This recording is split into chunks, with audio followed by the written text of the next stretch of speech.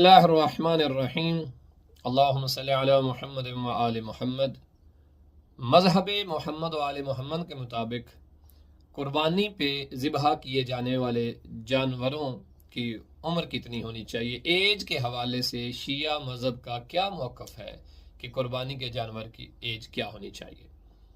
तो याद रहे कि कुर्बानी के जानवरों के हवाले से जो हमारे यहाँ मारूफ़ अक़साम हैं, या हम उसे यूँ तरतीब दे दें कि पहली फ़हरिस्त में ऊँट की कुर्बानी, चाहे वो मुज़क्कर है या मुअन्नस है, उसकी की जाए।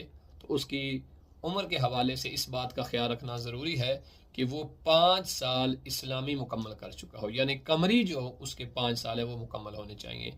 चाहे छठे साल का एक दिन हुआ हो, उसकी कुर्बानी हो सकती है। अब दूसरी किस्म में आप यूँ करें कि गाय, चाहे गाय का मुज़क्कर है या मुअन्नस, भैंस चाहे उसका मुज़क्कर है या मुअन्नस, और ऐसे ही बकरी। इन जानवरों को अगर उम्र के हिसाब से देखा जाए तो शिया मज़हब के मुताबिक इनकी जो उम्र है वो 2 साल मुकम्मल होनी चाहिए। 2 साल कौन से? अंग्रेज़ी नहीं, बल्कि कमरी इस्लामी 2 साल मुकम्मल होने चाहिए। चाहे तीसरे साल का एक दिन ही गुजरा हो, कोई हर्ज नहीं, बस 2 साल मुकम्मल होने चाहिए। ऐसे ही अगर हम तीसरी किस्म के तौर पे बयान करें तो वो भेड़ है।